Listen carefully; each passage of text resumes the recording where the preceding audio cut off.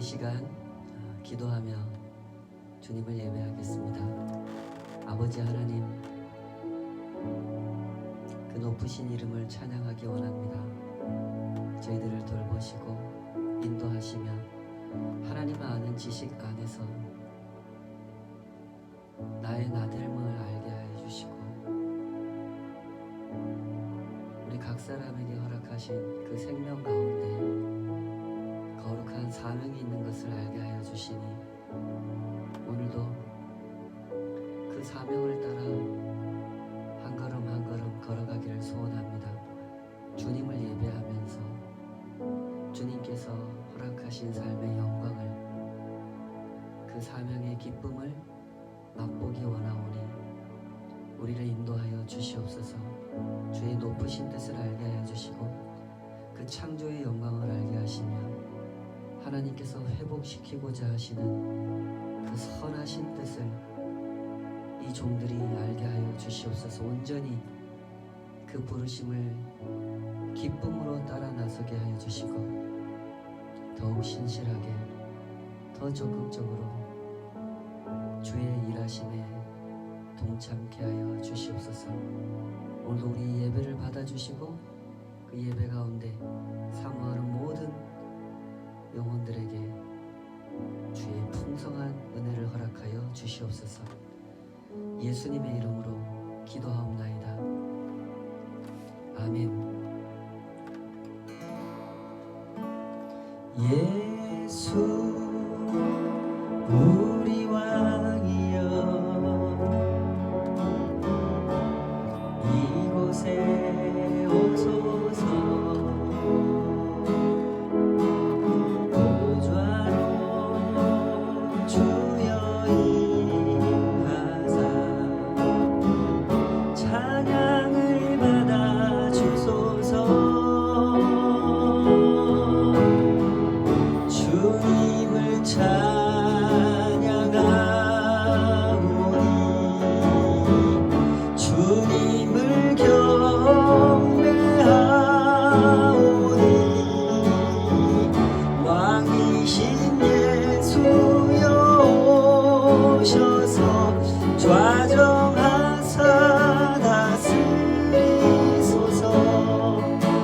슬픈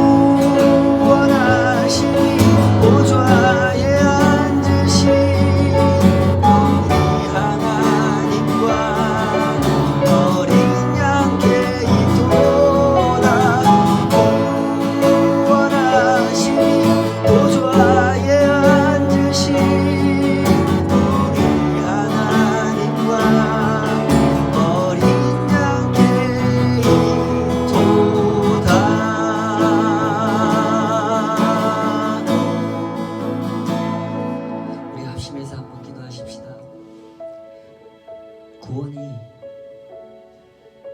온전히 하나님 안에 있음을 우리 온 마음으로 고백하며 이 땅을 걸어가십시다. 세상은 사람들이 이렇게 저렇게 얽히고 설켜서 경쟁하다가 누구는 이기고 누구는 지고 누구는 웃고 누구는 우는 곳이 아니라 하나님의 구원을 간절히 기다리는 곳입니다. 구원이 무엇인지 아는 자가 있고 모르는 자가 있을 뿐, 인정하는 자가 있고 인정하지 않는 자가 있을 뿐, 세상은 참으로 오랫동안 참으로 간절히 그 구원을 기다려왔습니다. 우리는 아는 자가 되어 이렇게 예배하고 이렇게 기도합니다. 이렇게 갈망하고 기다립니다. 우리의 기다림이 주여 연약해지지 않게 하여 주시옵소서. 무감각해지지 않게 하여 주시옵소서. 삶의 이유를 온전히 그 구원 안에서 붙잡게 하여 주시고 삶의 목적을 주님 앞에 서는 그날에 두고 살아가게 하여 주시옵소서. 세상에서는 언제나 이런 일 저런 일이 일어나고 이런 인물 저런 인물들이 등장하지만 구원은 온전히 주님 안에 있습니다. 세상의 어지러운 소리에 현혹당하지 않도록 주여 우리를 지켜주시옵소서. 오직 주의 약속을 굳게 붙들고 그 구원이 온전히 임할 그날을 바라보며 이 땅의 순례길을 걸어가게 하여 주시옵소서. 지친 자들 격려하게 해주시고 함께 손을 잡게 해주시고 주님께서 우리를 꼭 붙들고 계신 것을 그 구원의 능하신 손으로 그 영광스러운 은혜로우신 손으로 우리를 꼭 붙들고 계신 것을 잊어버리지 않게 하여 주시옵소서. 그 믿음 위에서 모든 어려움을 이겨나가게 하여 주시고 고난 중에도 찬송을 부르게 하여 주시옵소서. 우리 합심해서 같이 기도하겠습니다. 아버지 하나님, 언제 일해주시기 원합니다. 이 세상에서 내가 살아가는 삶의 의미를 세상에서 들은 소리로 알지 않게 하여 주시옵소서. 주님께서 뭐라고 말씀하시는지 뭐라고 약속하셨는지 그 안에서 언제나 찾을 수 있고 우리의 마음을 지켜주시고 세상의 허무한 소리들로부터 현혹당하지 않도록 주여 우리를 지켜주시옵소서. 말씀을 몰라, 말씀의 의미를 몰라, 말씀의 깊이를 몰라서 주님 우리의 귀가 마음이 늘 흔들립니다. 오 아버지, 그 진리의 말씀 우리 안에 채워주시옵소서. 주의 선하심이 우리에게 무엇을 말씀하시는지 어떻게 역사하시는지 예수 그리스도의 십자가와 부활이 무엇을 약속하셨고 무엇을 향하여 우리의 걸음을 인도해 가시는지 주님 바라보게 하여 주시옵소서. 이 십자가를 끝까지 붙들게 하여 주시고 찬양케 하여 주시옵소서. 고난 중에도 어려움 중에도 이 복음을 붙들고 나아가게 하여 주시옵소서. 우리를 인도하시는 그 능하신 손에 피곤하지 아니하시고 쉬지도 아니하시고 졸지도 아니하시는 줄 믿사오니 주여 붙들고 나아가게 하여 주시옵소서. 오직 그 안에서 여호와를 앙망하는 자가 없는 새 힘을 얻기 원하오니 사모하는 모든 이들에게 그 은혜를 더하여 주시옵소서. 날마다 새 힘을 공급하여 주시옵소서.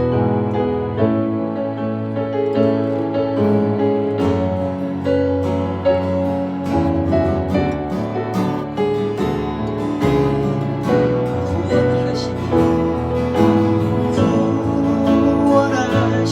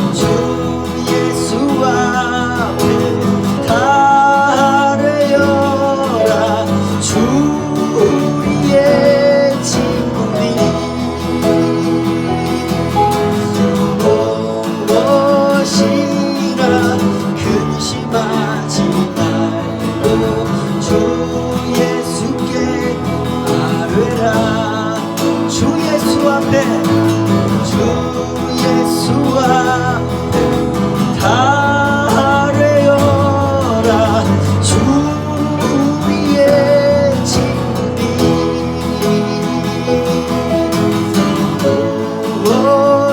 무엇이나 근심하지 말고 주 예수께 아뢰라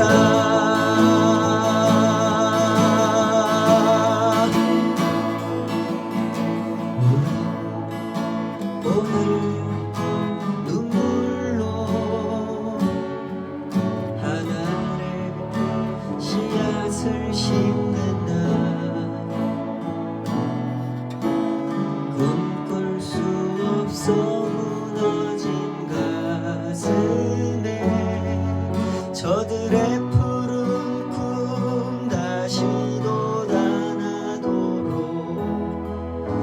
우리 함께 땀 흘려 소망의 길을 만든다 내일로 가는 길을 찾지 못했던 저들 노래하며 달려가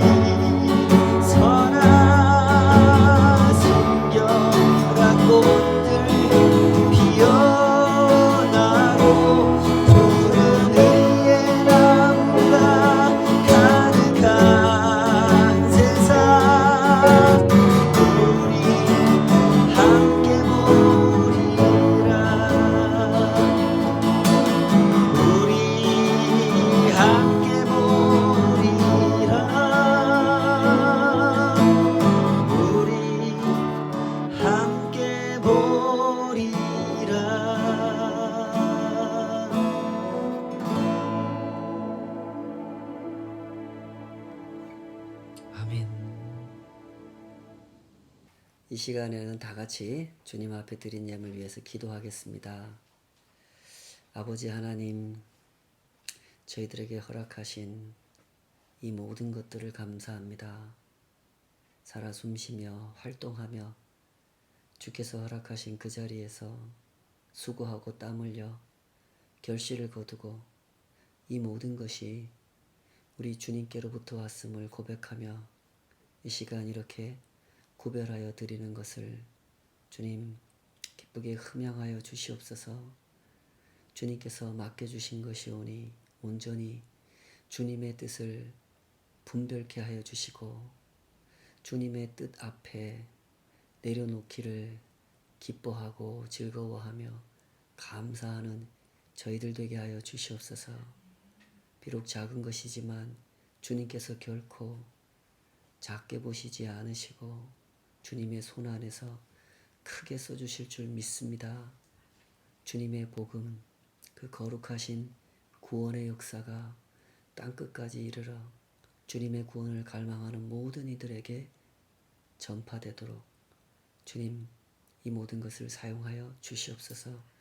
주님 앞에 드린 것이오니 더욱더 깨어있는 마음으로 정결하게 이 모든 것을 잘 관리하게 해주시고 주님 앞에서 정직하게 사용할 수 있도록 우리 모두를 붙잡아 주시옵소서. 주님께서 허락하시고 주님께서 주님 앞에 드릴 수 있도록 또 주님의 뜻 가운데 쓰임 받을 수 있도록 이 모든 것을 이끌어 주심을 감사드리며 예수님의 이름으로 기도하옵나이다. 아멘. 아멘. 이 시간 우리 하나님 말씀 함께 보시겠습니다.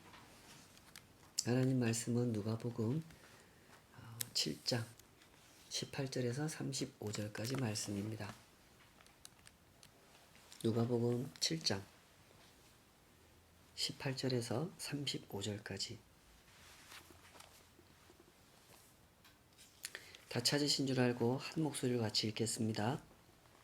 누가복음 7장 18절입니다. 시작. 요한의 제자들이 이 모든 일을 그에게 알리니 요한이 그 제자 중 둘을 불러 주께 보내어 이르되 오실 그이가 당신이오니이까 우리가 다른 이를 기다리오리이까 하라 하매 그들이 예수께 나아가 이르되 침례 요한이 우리를 보내어 당신께 여쭈어 보라고 하기를 오실 그이가 당신이오니이까 우리가 다른 이를 기다리오리이까 하더이다 하니 마침 그때에 예수께서 질병과 고통과 및 악귀 들린 자를 많이 고치시며 또 많은 맹인을 보게 하신지라.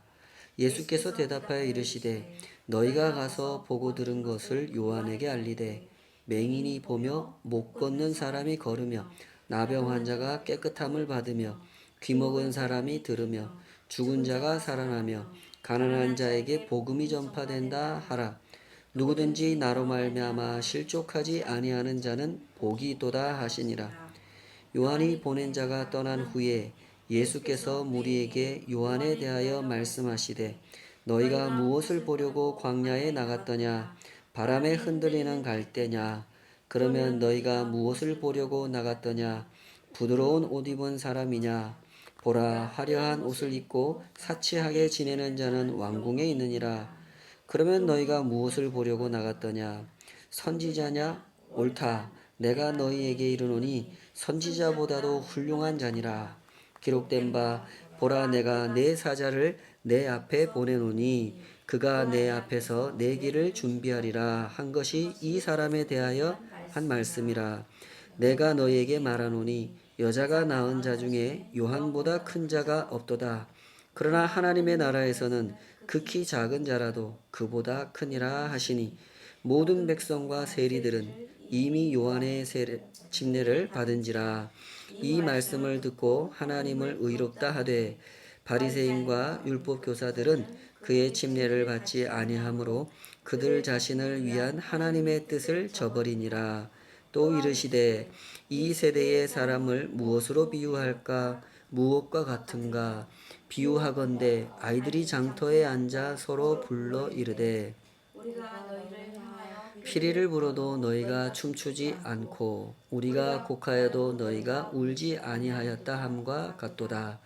침례 요한이 와서 떡도 먹지 아니하며 포도주도 마시지 아니하며 너희 말이 귀신이 들렸다 하더니 인자는 와서 먹고 마시매 너희 말이 보라 먹기를 탐하고 포도주를 즐기는 사람이요 세리와 죄인의 친구로다 하니 지혜는 자기의 모든 자녀로 인하여 옳다함을 얻느니라.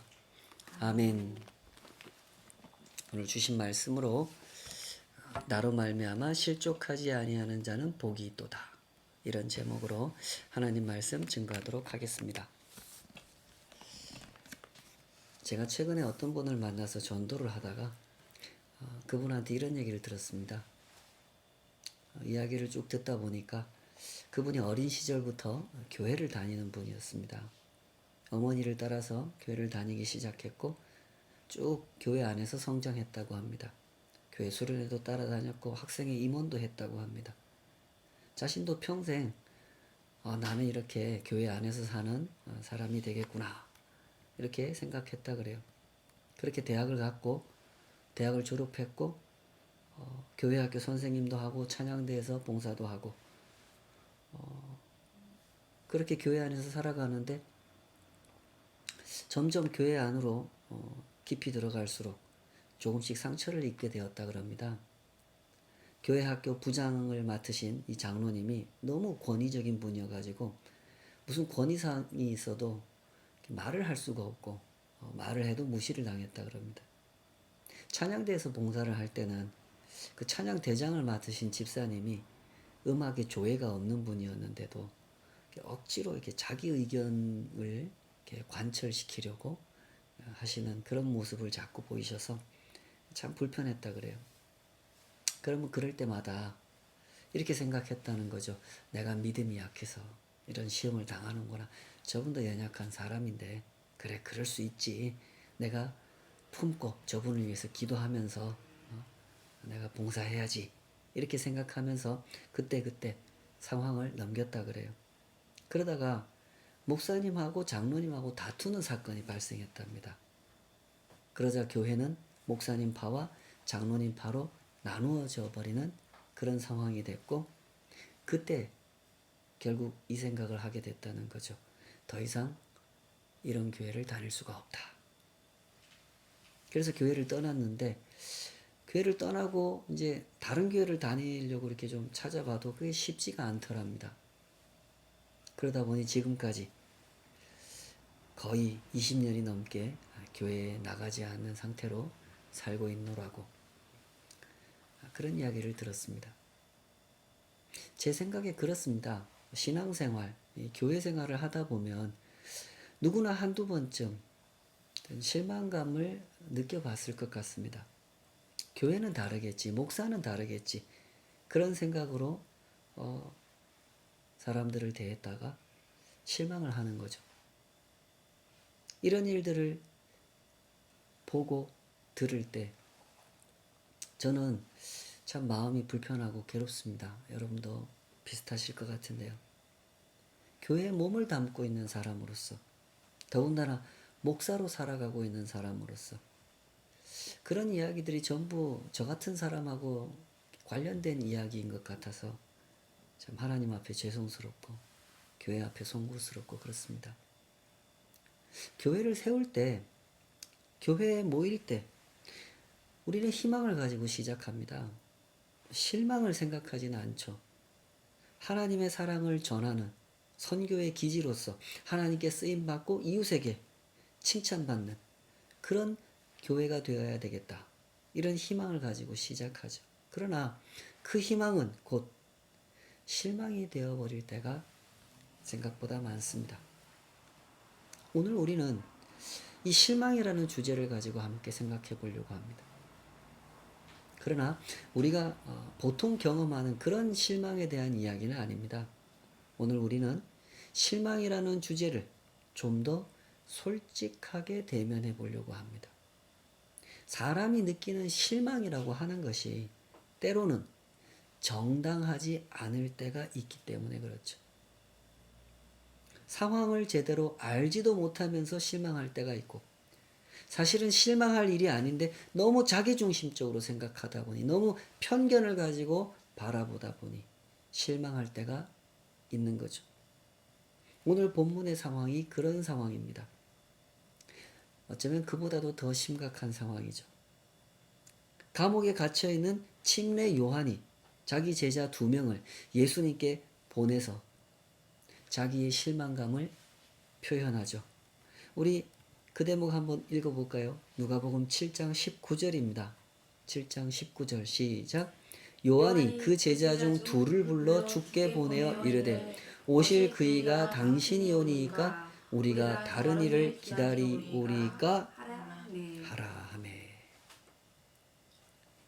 침례 요한은 지금 감옥에 갇혀 있단 말이죠. 헤롯 왕의 죄를, 그 당시 로마 제국의 지배 아래 유다가 들어갔지만 유다는 헤롯이 분봉 왕으로 로마 황제에게 허락을 받아서 그 지역을 다스리고 있었단 말이죠. 이 헤롯 왕이 죄를 많이 짓죠. 권력에 심취해서 살아가는 사람이니까 그렇게 죄를 많이 짓죠. 그런 헤롯 왕을 침례 요한이 가만히 놔두지 않죠. 침례 요한은 아주 담대한 선지자거든요. 불의와 타협하지 않습니다. 자기에게 어떤 불이익이 닥치더라도 할 말은 하는 사람이죠. 그래서 하나님의 나라가 건설되기를 누구보다도 간절히 원하는 사람, 그 사람이 침례 요한이었기 때문에, 그렇게 될 거라고 굳게 믿었기 때문에 요한은 헤롯 왕의 죄를 봤을 때 아주 신랄하게 비판했던 겁니다. 헤롯 왕은 정말로 나쁜 왕이었거든요. 유다의 왕으로서 전혀 어울리는 사람이 아니죠. 입으로는 온갖 간사한 말을 떠들어댔죠. 자신을 유다의 왕으로 세우신 분은 하나님이다. 나는 하나님께 충성을 다하고 있다. 이렇게 떠들어댔지만 실제로는 전혀 하나님을 경외하지 않는 사람이었죠. 그는 오로지 권력에만 몰두해서 활동하는 전형적인 정치꾼이었습니다. 그래서 침례 요한은 헤롯 왕을 비판했던 겁니다. 그리고 기대했죠. 이제 예수님께서 일어나실 거야. 헤롯을 몰아내고 예수님이 왕이 될 거야. 그러면 나도 예수님과 함께 예수님 심부름하면서 하나님 나라 건설에 참여해야지 라고 생각을 했단 말이죠. 그런데 이게 어떻게 된 일입니까? 예수님께서 아무것도 안 하시는 겁니다. 일주일을 기다리고 한 달을 기다려도 예수님은 아무런 조짐을 보이지 않으십니다. 그래서 제자들을 보내서 확인을 하려고 한 거죠. 하나님께서 보내신다고 했던 그 메시아가 정말로 당신 맞습니까? 저는 이제까지 당신인 줄 알고 기다렸습니다. 그런데 아무런 활동을 하지 않으시니 제가 어떻게 판단해야 될지 모르겠습니다. 혹시 우리가 다른 분을 기다려야 되는 겁니까? 침례 요한은 예수님한테 실망을 했고 예수님은 침례 요한의 그 마음을 아셨습니다. 그래서 대답하셨죠. 예수님의 대답을 한번 읽어보십시다. 17장 22절 23절 예수님의 대답입니다. 시작. 예수께서 대답하여 이르시되 너희가 가서 보고 들은 것을 요한에게 알리되 맹인이 보며 못 걷는 사람이 걸으며 나병 환자가 깨끗함을 받으며 귀먹은 사람이 들으며 죽은 자가 살아나며 가난한 자에게 복음이 전파된다 하라. 누구든지 나로 말미암아 실족하지 아니하는 자는 복이 있도다 하시니라. 예수님은 간단한 대답을 일부러 길게 하셨습니다. 증거를 제시하면서 말씀해 주시려고 이렇게 하신 거죠. 맹인이 보고 걷지 못하는 사람이 걷고 나병 환자가 깨끗해지고 이러고 저러고 너희가 다 봤지 않느냐. 이걸 할 수 있는 분은 누구냐. 하나님이 보내신 메시아밖에 없다. 맞다. 내가 바로 그 메시아다. 그러면서 아주 중요한 말씀을 하세요. 누구든지 나로 말미암아 실족하지 아니하는 자는 실망하지 아니하는 자는 복이 있다. 여러분 잘 보십시오. 이것이 이 세상의 현실입니다. 사람들은 예수님 같은 메시아, 예수님 같은 구원자를 원하지 않습니다.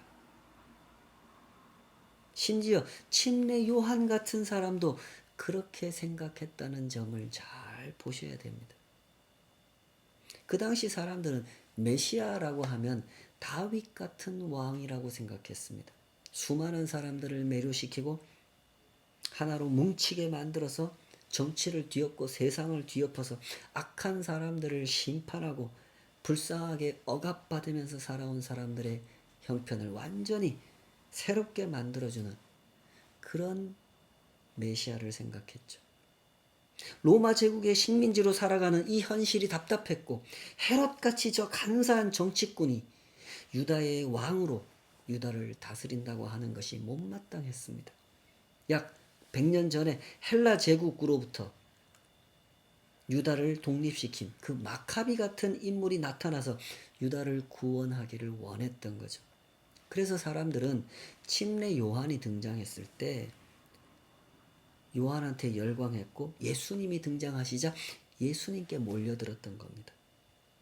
그러나 예수님은 사람들이 기대하던 그런 메시아가 아니었습니다. 예수님은 사람들을 끌어모으려고 하지도 않으셨고 군대를 일으키려고 하지도 않으셨습니다. 정치를 혁신하고 세상을 뒤집어 엎으려고 하지도 않으셨습니다. 때문에 이렇게 말씀하셨던 겁니다. 누구든지 나로 말미암아 실족하지 아니하는 자는 복이 있도다. 예수님의 이 말씀을 잘 들어보십시오. 예수님께서는 사람들이 뭘 기대하는지 아십니다. 그들이 기대하는 것을 충분히 이루어 주실 능력도 있으십니다. 그러나 그렇게 하실 생각이 없으십니다. 그렇게 하지 않으시는 것에 대해서 전혀 미안해하지도 않으십니다. 오히려 유다 백성들의 그 잘못된 기대를 지적하시고 바리새인과 율법 교사들이 예수님을 따르지 않는 것에 대하여 책망하셨단 말입니다. 그 책망의 말씀을 살펴보십시다. 먼저 24절부터 28절까지 이 말씀을 제가 풀이를 해서 설명해 드리겠습니다. 풀이를 하면 이런 뜻입니다. 너희들이 광야로 나간 이유는 뭐냐? 나는 그 이유를 알고 있다. 침례 요한이 왕이 될 줄 알고 너희들이 나가서 본 거 아니냐? 너희들이 나를 따라다니는 이유도 나는 알고 있다. 내가 유다의 왕이 될지도 모른다고 생각했기 때문에 나를 따르는 것이 아니냐. 그러나 잘 들어라. 하나님의 나라는 이미 시작됐다. 침례 요한이나 내가 왕이 돼서 새로운 독립정부를 만드는 방식이 아니라 회개를 촉구하는 방식으로 회개의 문을 열어놓고 하나님 앞으로 돌아오게 만드는 방식으로 하나님의 나라는 이미 시작되었느니라. 이어서 예수님은 바리새인과 율법 교사들에 대해서도 말씀하십니다. 이번에는 비유를 들어서 설명하셨죠. 장터에 놀고 있는 아이들. 장터는 그 당시 아이들의 놀이터란 말입니다. 아이들이 함께 놀면서 한쪽 아이들이 피리를 불면 다른 쪽 아이들은 춤을 추고 한쪽 아이들이 곡을 하면 통곡을 하는 겁니다. 다른 쪽 아이들이 울어야 돼요. 애들이 소꿉놀이 하는 거죠. 너는 아빠, 나는 엄마. 너는 뭐 잔치집, 나는 초상집. 이러면서 애들이 소꿉놀이를 하는 겁니다. 한쪽에서 곡을 하면 한쪽에서 울어야 되고 한쪽에서 피리를 불면 한쪽에서 춤을 춰야 된단 말이죠.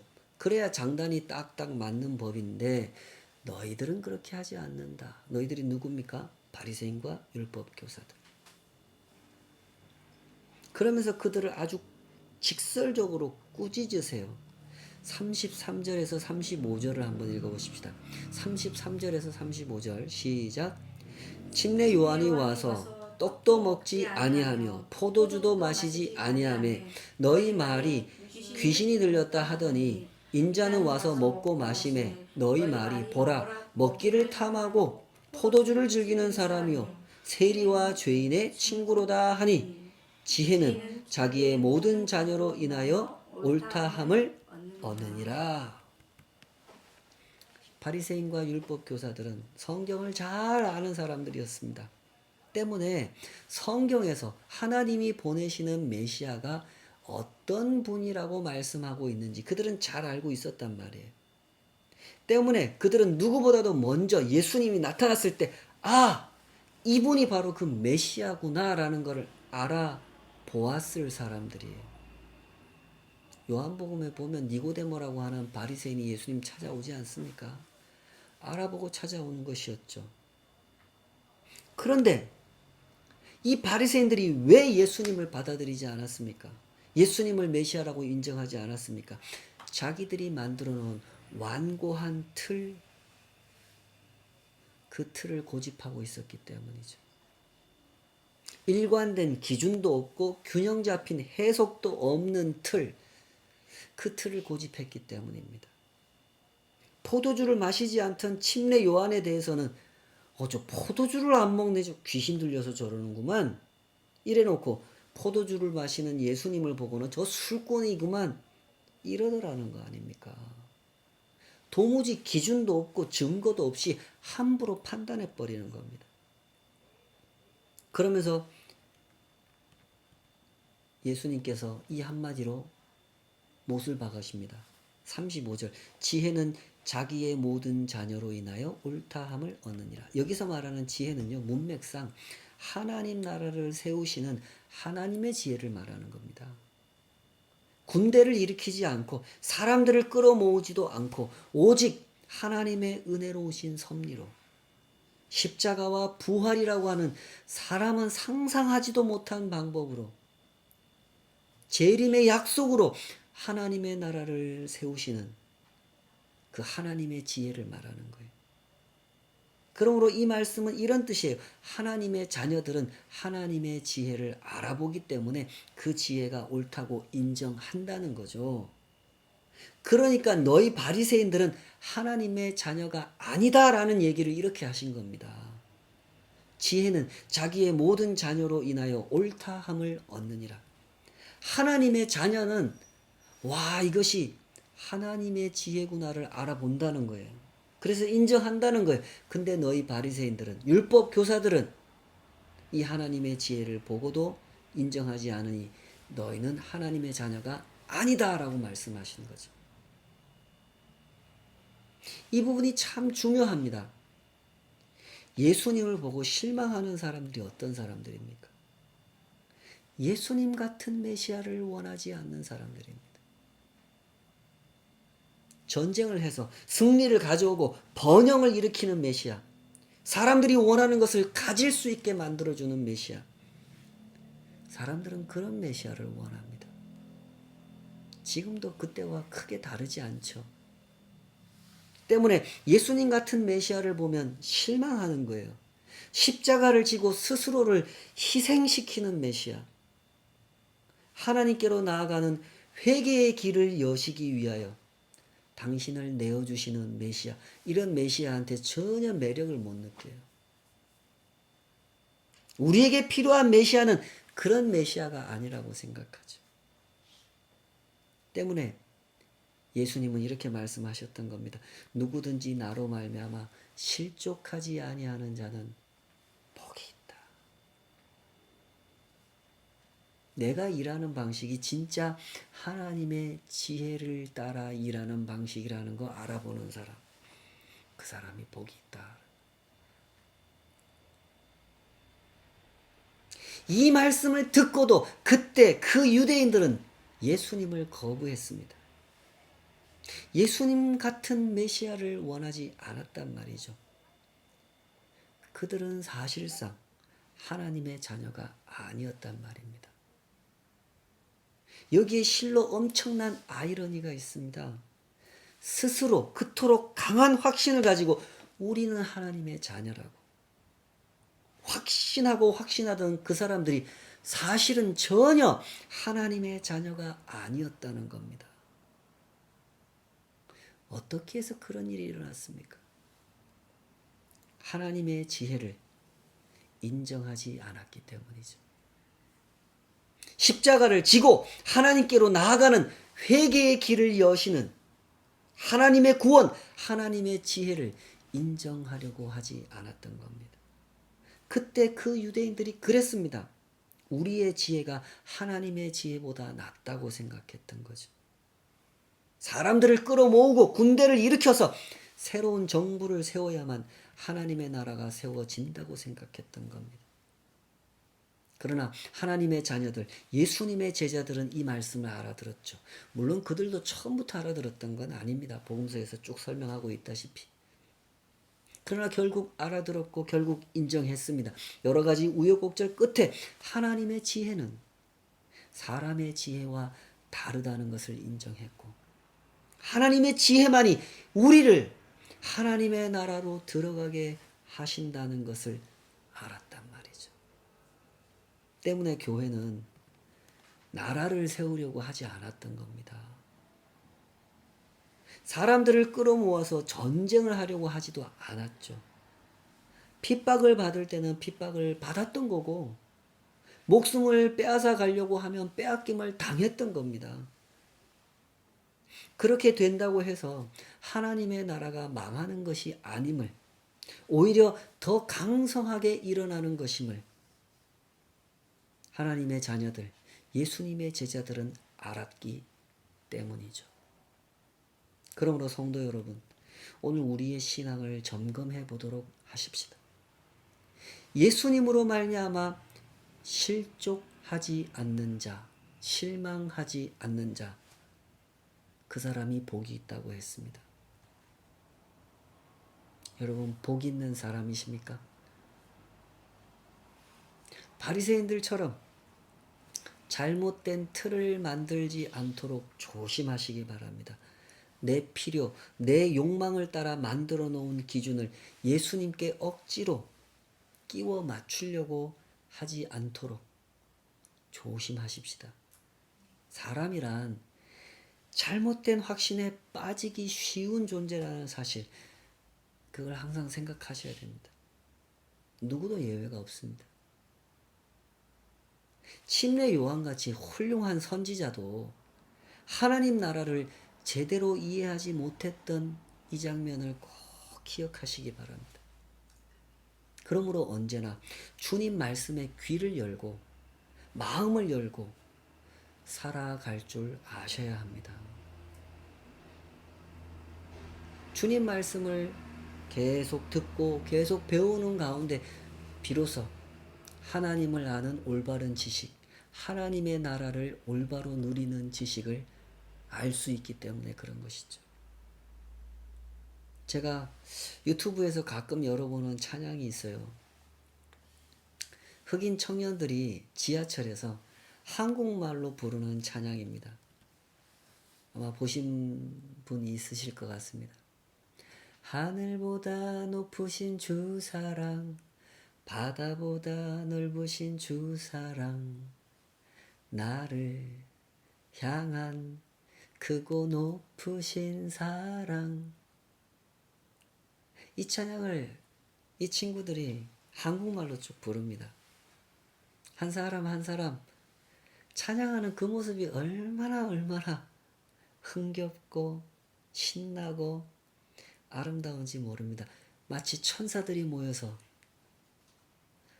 검은 천사들이 모여서 함께 찬송을 부르는 것 같은 그런 장면이에요. 그 영상 아래 댓글에 보면요, 그 흑인 청년들을 잘 아는 분이 이런 댓글을 써놓은 것 같아요. 그 청년들은 천안에 있는 나사렛 대학교, 신학대학이죠. 나사렛 대학교로 유학을 온 학생들이랍니다. 낮에는 학교에서 공부를 하고 밤에는 그렇게 지하철을 타고 의정부 동두천으로 간답니다. 일하러 가는 거예요. 낮에는 공부하고 밤에는 가서 일하고, 뭐 학비를 대줄 수 있는 그런 사람들이 없으니까 스스로 벌어서 하는 거죠. 결코 쉽지 않은 하루하루 일과를 살아가면서도 그렇게 밝은 모습으로 하나님을 찬양하는 그 모습이 얼마나 참 귀한지요. 그 영상 볼 때마다 기분이 참 행복해집니다. 하나님의 지혜를 아는 사람들, 하나님의 사랑을 아는 사람들은 이런 모습으로 살아가는 사람들이 아니겠습니까? 그들의 얼굴에 실망은 없습니다. 내가 하나님 위해서 이렇게 헌신했으면 등록금은 주셔야죠. 이런 식으로 생각하는 사람은 없어요. 예수님의 사랑을 공부할 수 있다는 것도 행복하고, 그런 공부를 위해서 일을 할 수 있다는 것도 감사한 거예요. 그들의 마음에 실망은 없어요. 우리의 일상이 이랬으면 좋겠습니다. 이미 이렇게 살고 계시는 줄 믿습니다. 우리를 위해 아들을 내어주신 하나님의 사랑을, 하나님의 지혜를 아는 자, 그 지혜의 높으심을 찬양하는 자로 매일매일을 살아갔으면 좋겠습니다. 바울 사도는 그 지혜를 이렇게 설명하지 않았습니까? 고린도전서 2장 4절에서 8절 제가 읽어볼게요. 내 말과 내 전도함이 설득력 있는 지혜의 말로 하지 아니하고 다만 성령의 나타나심과 능력으로 하여 너희 믿음이 사람의 지혜에 있지 아니하고 다만 하나님의 능력에 있게 하려 하였노라. 그러나 우리가 온전한 자들 중에서는 지혜를 말하노니 이는 이 세상의 지혜가 아니요 또 이 세상에서 없어질 통치자들의 지혜도 아니요 오직 은밀한 가운데 있는 하나님의 지혜를 말하는 것으로서 곧 감추어졌던 것인데 하나님이 우리의 영광을 위하여 만세전에 미리 정하신 것이라. 이 지혜는 이 세대의 통치자들이 한 사람도 알지 못하였나니 만일 알았더라면 영광의 주를 십자가에 못 박지 아니하였으리라. 주와 동행하는 성도 여러분, 이 사실을 굳게 붙듭시다. 하나님의 지혜로 오늘 우리가 여기에 서 있습니다. 하나님의 지혜를 예배하는 자리에 서 있죠. 이제 그 지혜를 따라 일상의 예배를 드리는 자리로 나아가십시다. 주님께서 함께 하실 겁니다. 기도하십시다. 아버지 하나님, 주님의 높으신 이름을 찬양하기 원합니다. 주님의 그 지혜가 얼마나 높고 얼마나 넓고 얼마나 깊으신지 일생을 살아가는 동안 알기 원합니다. 십자가의 신비를, 부활의 영광을, 재림의 그 신실하신 약속을 꼭 붙들고 살아가기 원합니다. 사람의 지혜를 추구하다가 어리석은 길을 갈 때가 참 많았습니다. 이제 다시 그 길로 가지 않기 원하오니 주여 우리의 영을 깨워주시옵소서. 날마다 하나님께서 우리에게 허락하신 복, 나로 말미암아 실족하지 아니하는 자는 복이 있다.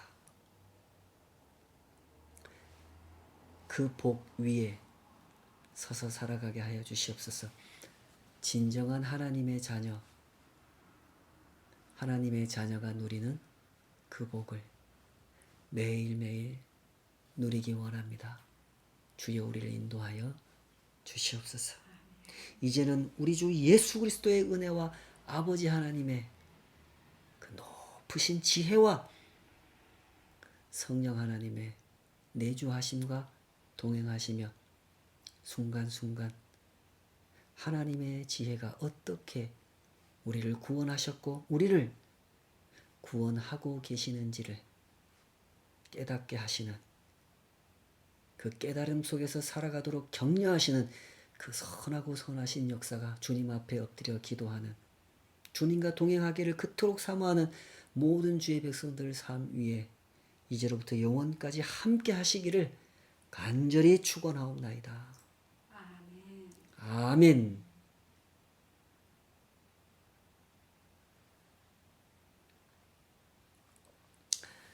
감사합니다. 우리 한 주간도 많이 무더운 시간을 요즘 살아가고 있는데요.